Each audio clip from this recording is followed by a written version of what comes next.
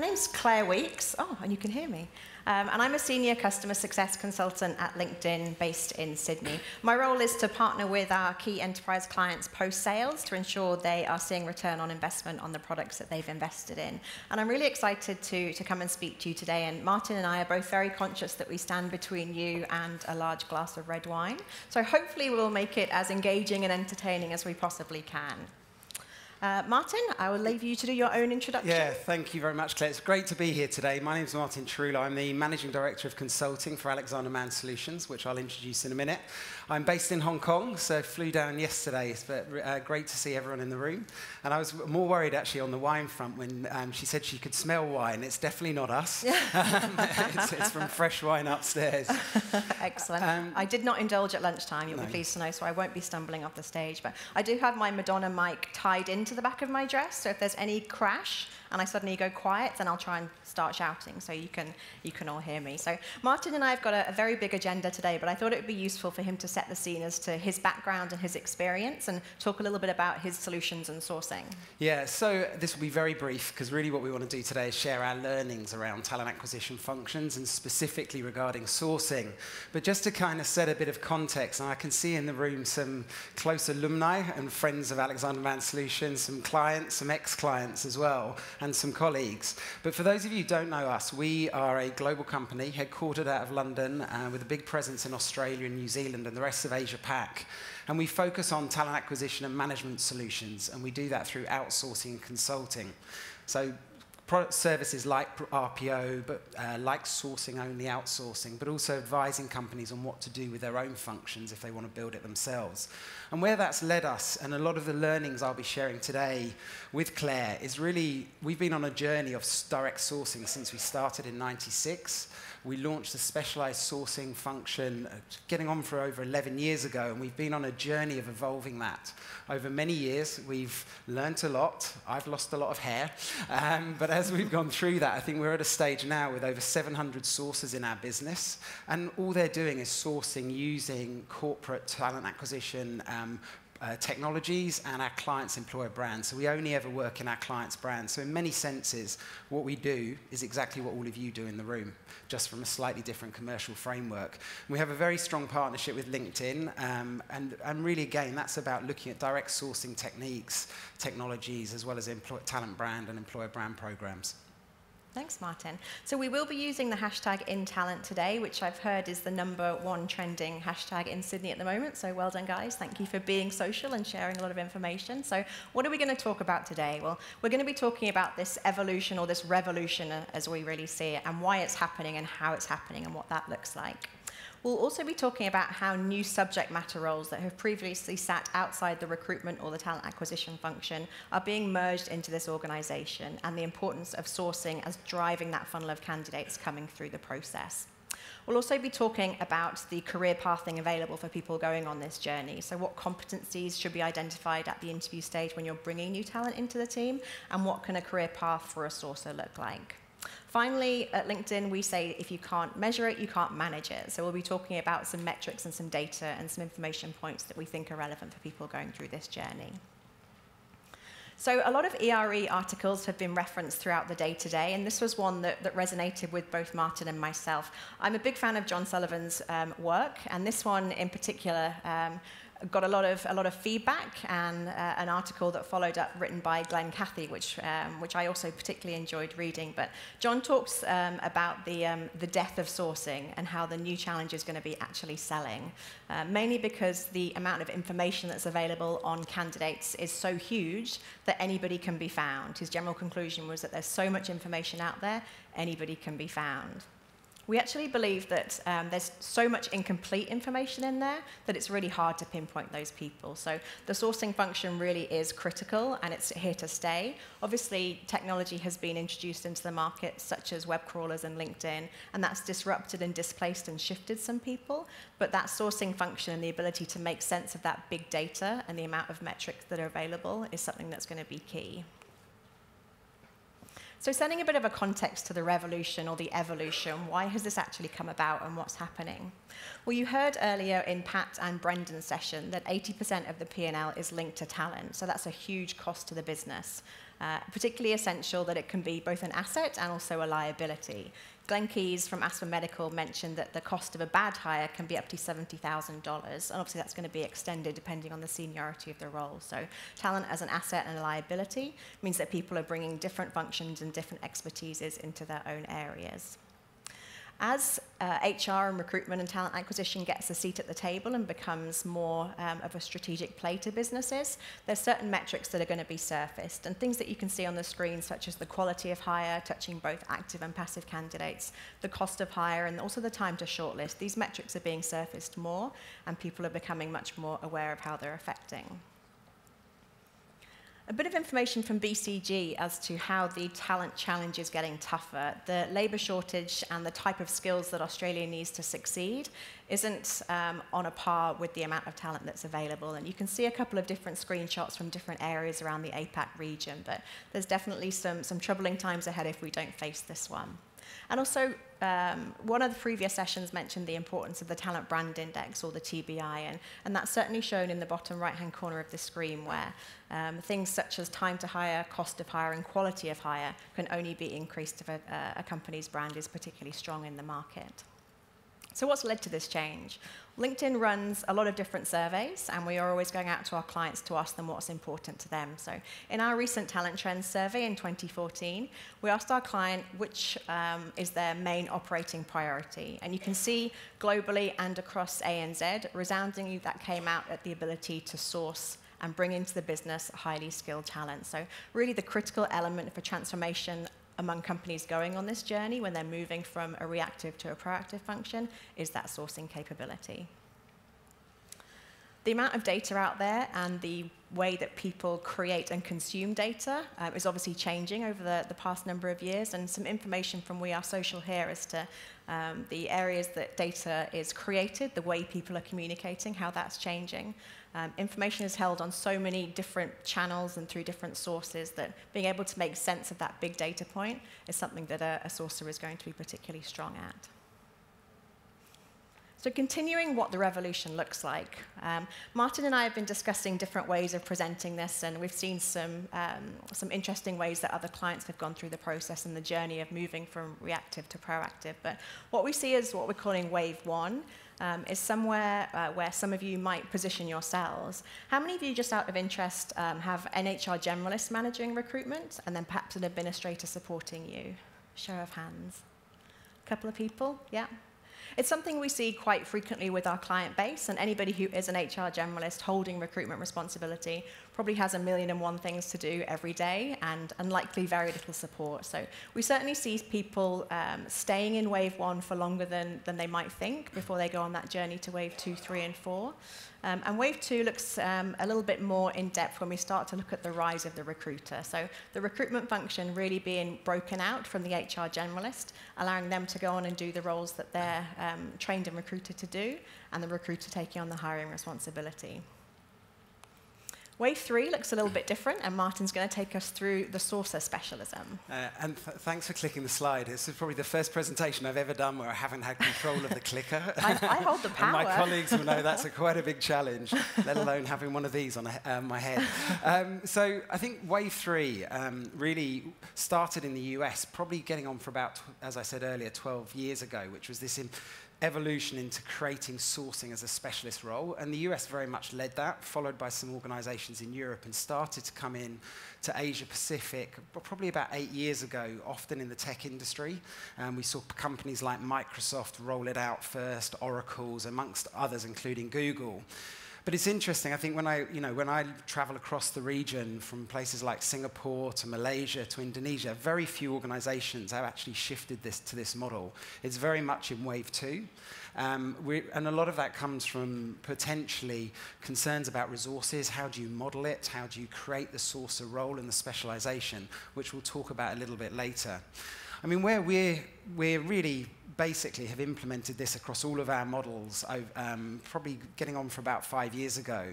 And really what we see next is wave 4. And we've been on a journey with wave 4, and it's the age of the mutants in talent acquisition. I'm not saying anyone in this room is a mutant, I hasten to add. You don't have to put your hands up if you identify with being a mutant, but certainly wave 4 might be some job titles in there that you're familiar with. Yeah, and I think really a lot of what we've heard today from Airbnb, where the chief product officer came into the talent acquisition function to focus on experience design. You can see we have an experience designer in certain talent acquisition roles. Cliff started day with recruiting needing to be more marketing focused. And again, really what TA Mutation is about bringing skills from other sectors or other functions into the talent acquisition world. For example, we're seeing a huge focus, and we're working with a tech company at the moment who's brought in lean manufacturing project managers into recruiting to focus on removing waste from the process. So I think that mutation will continue. Who knows where wave 5 will go? But I think very much from a sourcing perspective, it's almost taking sourcing to a much deeper specialization. And really, as we move forward and share some of the learnings on this, we're very much working towards this wave 4 and what we done and what we learned to make sure that this is a successful and sustainable model. And we're very conscious that some people in the room might say, well, I'm in wave 1, I just don't have the resources or the capability internally to transition. So hopefully there's going to be some takeaways in this section where you can understand the competencies that might help you in your day-to-day job, and then perhaps look across your businesses or the talent pool that you have access to bring that into your areas of specialism. So conscious that people might not make the journey from wave 1, 2, 3, or 4, but hopefully wherever you land is a comfortable position and one that you are experiencing all the benefits of what we've listed in the mutation stage. But I think, so as I mentioned earlier, it's been an interesting journey for us over these years of sort of looking at sourcing as a specialization, and we really are going to focus on this now. And I think where the biggest challenges have come from have been a couple of key areas. Firstly, it's about people. And we really see this. I mean, I know that some organizations in this room have just recently implemented a sourcing function in Australia, but a lot of it comes from the reputation of what is a role in sourcing and misperceptions around that. Where we see a lot of this come out, with the exception of the US, especially in Asia Pacific, is relating the role of a sourcer to a researcher in a headhunting firm and seeing it as a subservient administrator, and that's quite a strong term.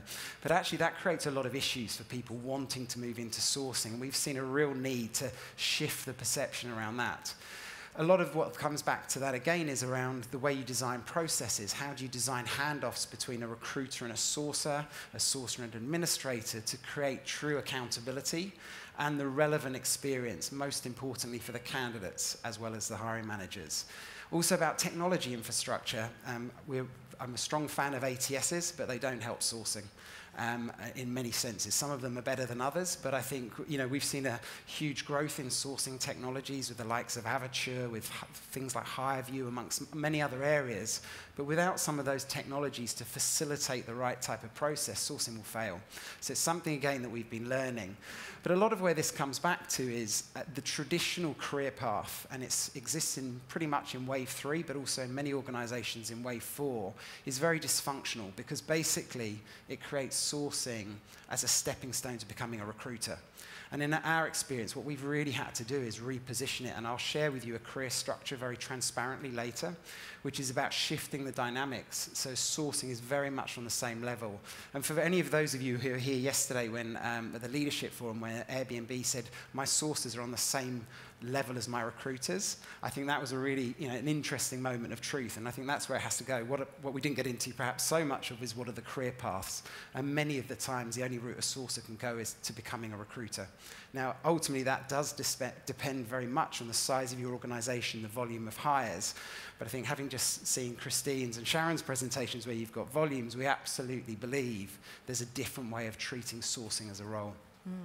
So if we've got this dysfunctional traditional career path on the right-hand side where it's very hierarchical and people move from one to the next, what does it actually look like to move to that specialization of task? Martin, talk us through this particular screenshot that we've got here. Yeah, which looks a bit crazy, so don't worry, I won't spend too long on it.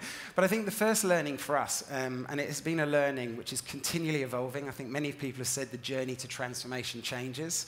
has really been about focusing on specialization of tasks. So creating roles which specialize on certain tasks in the process, and if you look at it from the other way, in certain tasks in the candidate experience. And what we've gone through a lot of is modeling the different types of activities that each of those specialized roles required to be successful, and hence own accountability, but also be meaningful and fulfilling for the people who sit in those. And this is an indicative model. It's for a third-generation TA model. So this is a company which implemented 7 years ago a true TA function, and they've moved along a journey. And it's definitely a wave for it. It's actually advancing further than this. But just to bring, if you look at this very simply, and obviously there's a lot more complexity which sits underneath this, is the split in tasks between the recruiter and sourcer. Recruiters in this model own the hiring manager. They own the quality of the end-to-end process, and they own the assignment management, so sort of looking at how the resources are supporting from sourcing and admin in terms of supporting that. The sourcer doesn't do any of that. The sourcer focuses on the market. They're thinking about the strategy, they're out there hunting, they're out there converting the relevant people, and that's their role. There's accountability, there's clarity, and all of the processes, the technologies, the performance management relate back to this specialization of tasks. So I think the big learning for us, which we're constantly looking at, and we have a team of, I don't want to call them mutants, because my colleague Jerry in London would be very unhappy with that, but they're constantly re-looking at this model just to check, is it optimal? Is it delivering the right experiences for candidates, employees, for internal mobility? But ultimately, specialization helps sourcing work, and that we've seen huge benefits from that, which I'll come back to later. I think it's interesting, to Martin's point about the recruiter and the sourcer owning different stages of the process. It really reflects the sales model that some organizations have implemented, where you have the salespeople who are pure hunters going out there to find the people, and then you have the salespeople who are the farmers, so the relationship managers or the account managers, and laying that split over this particular diagram with the recruiter being that farmer and the sourcer being that hunter is an interesting way to look at the synergies between those organizations. Absolutely. And then the second learning for us, and these are perhaps not in the right order, so bear with us, but they all kind of join up into 6 learnings that we'll share, is actually what is a good sourcer and what does a good sourcer look like? And if you go out there and you have a look at job ads on LinkedIn or another platform, most of the sourcing roles which exist, all they talk about is technical capability, i.e. can someone Boolean search, and channel knowledge. Does someone know how to use LinkedIn? And actually, we believe that's really important. I'm not saying it, but we can actually train that, and we can grow people in the right way with training programs, which I'll share. There's actually there's an attitude and a personality which is linked to motivations to drivers of being a great sourcer. And you can see some words up there, and obviously this is built into formal personal specs with competencies related to it and so on. And I think the one word for us in terms of our sourcers who are the best and who are flying through performance management and are growing and developing is intellectual curiosity. And I'm not saying that recruiters don't have that, far from that, but I think what's important, it's that willingness to dig out information, the willingness to learn new things, and willingness to share with different people, really that almost obsession with technology as an enabler, not an answer. So I think we've really seen that as being very important. And we went through this analysis of all our sources globally a few years ago when we were perhaps at about 400, and it was a very clear steer in terms of what good looks like and how do we need to build sourcing profiles on the back of that. But I think there's a huge amount of discussion. The US is, I don't know, I'm not sure I quite clean a sourcer is an online creeper. There sounds something very dodgy in that. So I'm not advocating any of those comments, but I think the debate will continue. And this is today. I think as technology totally transforms and enables integrated, aggregated sourcing, maybe this will shift a little bit more and it will weight more to the sales side. But again, this is where we're sitting today with this. The most common activity on LinkedIn is viewing other people's profiles. So I think we are all, to some degree, online creepers, whether we admit it or not. But Martin's point of a sourcer being that human capital data mining, essentially, I think is a really important point. And having those soft skills that we've listed on the right-hand side is something that we're seeing more listed in the competencies in those updated job descriptions. So we've got the right profiles identified. So this is not our total career path, because obviously there's some IP in there. But what I wanted to do is share with you an indicative approach to careers for sourcers. Now, Admittedly, we have a huge volume of those who are dedicated to different clients, but we've put a framework around universal, to use a term from the lady from Airbnb, universal kind of career opportunities. And a couple of things to note on here. Firstly, and some of the sessions earlier, Christine and Sharon mentioned about talent segments. So firstly, we segment the sourcing paths by talent segments, because the way you source a volume, so a retail shop assistant, a call center person, is very different from professional sourcing, so an HRM, a finance manager, but also again very different from executive sourcing. So we split it in that way first, and I'll come back to this end in a minute. We then split the levels, so we have an entry-level program for volume sourcing and professional sourcing. They're often based in our client service centers, where we have big dedicated teams working with individual client brands. We don't share resources or candidates.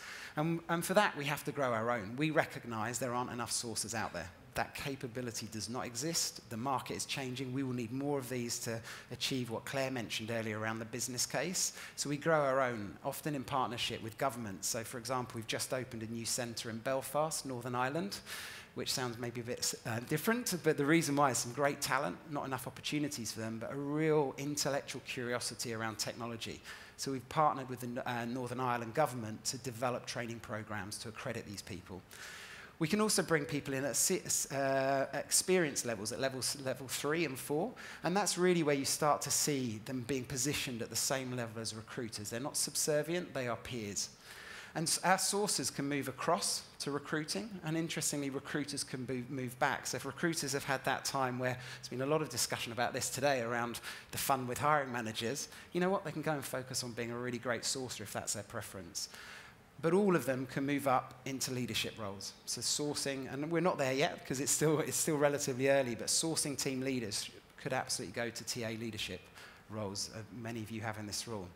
We also have some subject matter expertise, which is really the mutation where we're bringing skills in from marketing. So channel planner, channel buyer is typically a term used in media buying agencies or advertising agencies. So we've created that as a path, as well as talent brand and talent community manager.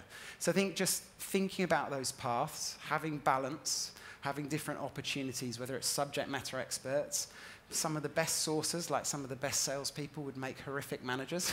So really, we don't want them all to have that purely as their own path, but it gives them the opportunity to be an SME as well. And we move on to Learning 4, really to show how this has been adopted and rolled out globally, and also how we actually see APAC leading the pack in certain areas. So this is an example of some data points that came out of a survey that Martin's team ran last year in their global talent sourcing survey, and it was what sources do today to attract passive candidates. So there's people who aren't actively applying to your roles or knocking on your door or sending their CV through to you.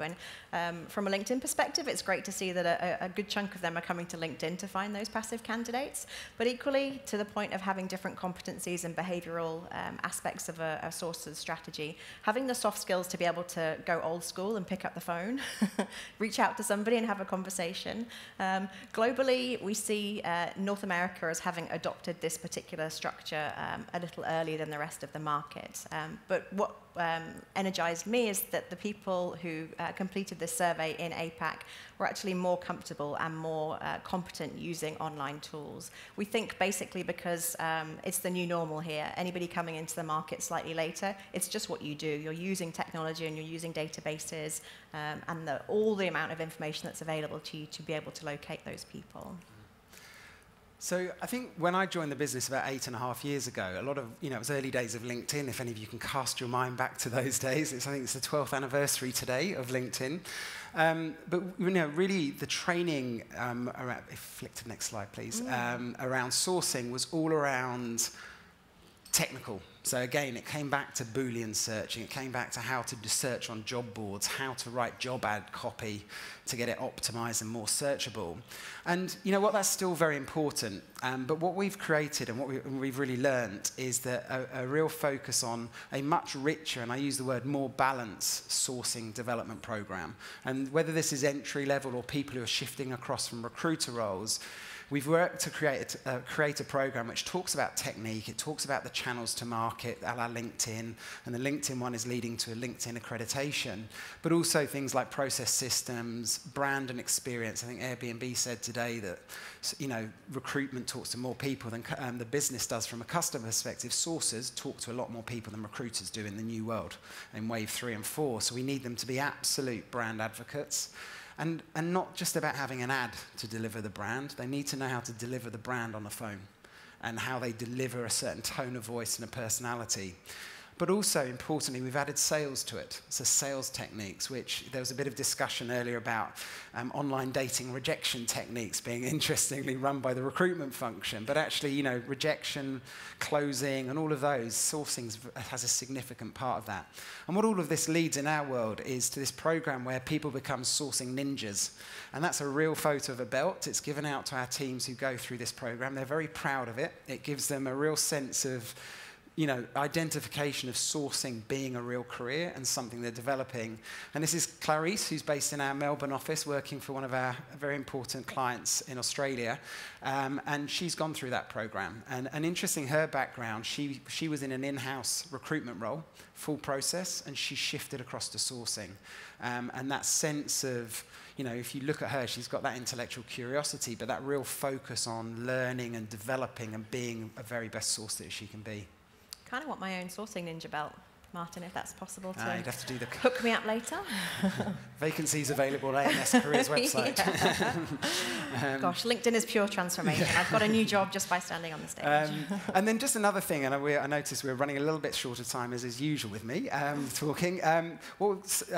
Sources are social animals. They're networkers, not always on the face-to-face, often technology-wise. And if you look out there in the global industry, SourceCon, which is a big US sourcing conference, has a global community where you can go on, all of you can join, and you can share ideas. And I think that really, as we work towards our community globally, how do we connect people? You know, as I mentioned earlier, we don't share candidates. Everything we do is for our own clients' brands in their own systems. But how do we get our sources to connect and form a community within our business? Again, around creating that identity. So we've launched SharePoint platforms, we use Yammer, and the sources are the biggest users of those in our whole business, much more than anyone else. We also use LinkedIn groups, understandably, and that gives us a chance to connect to people who are often based on client sites who may be not able to access our own infrastructure. So we're constantly using those, but we also take it on to a lower level. So again, for one of our clients, our team runs what they call the sourcing jukebox, where they get together. There's some people in Australia, some people in our centre in Manila, and they really connect and collaborate, and they invite people in from across the rest of the business to share their learnings. And I think that's really, for us, important around delivering something valuable as a career and a connection, to use one of the themes from the conference, to the sourcing world. And just moving very quickly on to measurement. And I mean, we have lots of data, everything we do, and this is just an example. Please don't take this as the best practice. There are lots of different data points under it. But for us on sourcing, as we started our journey, we really always wanted to make sure we managed and measured or balanced between activity and quality. Which is ultimately about outputs, but also behavior change as well. And what we've often seen, and I'm sure this is something you've all seen, giving your people licenses on LinkedIn, for example, doesn't necessarily make them want to search every day. So how do you drive that? So we measure the activities around searching, but we don't do that to the detriment of actually the outcomes and the quality. And we measure a lot of our sourcing around conversion. But what's very important here, and the reason why we use the word relevant, we only measure sources on their part of the process. So we do not measure sources on the number of hires. They're not owning the process, that's the recruiter. We measure them on the quality of long lists or short lists. We measure them on the candidate experience, and all of that then feeds into their comp and benefit on their bonus programs. And just where that comes to is wrapping up into analytics. And, you know, with our different clients, we're at different stages on this journey, but we measure, you know, all of our sources then feed into team-based outputs, so everything from talent pool and community strength. So we're measuring the quality of the passive sourcing and checking that they're in place, and we're driving the right type of talent pools which the business needs. And I think that very much links back to what Brendan was talking about this morning. We're looking at waste reduction, so which of the channels we're using to source creates process pain and gets too much candidate in, and then we'll work that out against the cost benefit, which kind of comes back to lean manufacturing.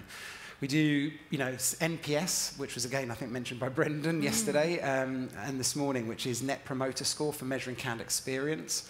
And finally, obviously, source mix. But I think source mix, which is often the biggest use for sourcing, only tells one side of the story, because what it's not telling you is necessarily about quality and time and so on.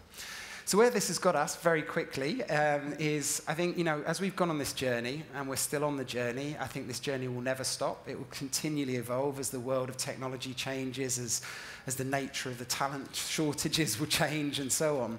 But ultimately, what it's got us to is a much more engaged sourcing community, which sees itself as a career. And that will continue to evolve over time. We're getting more people want to go into sourcing because they can see it being a real opportunity, and it's not just about recruiting. Now, recruiters are very important to us as well, so we've done the same with us, obviously focusing on sourcing today. But also, we've seen much greater uplifts in different metrics that I shared on the slide before around quality, time, cost elements related to sourcing, and then really important to us is around candidate experience, and we're seeing shifts upwards as the sourcing focus really starts to come to life. Thanks, Martin. Thank you. And I think both Martin and I are really excited to see if there is a wave 5 and what wave 5 looks like and what happens post-mutation when all of these roles that used to sit outside of the recruitment or talent acquisition function moving into work as a holistic solution to a particular business problem. So we thank you very much for your time, and thanks, Martin, for joining me on stage today.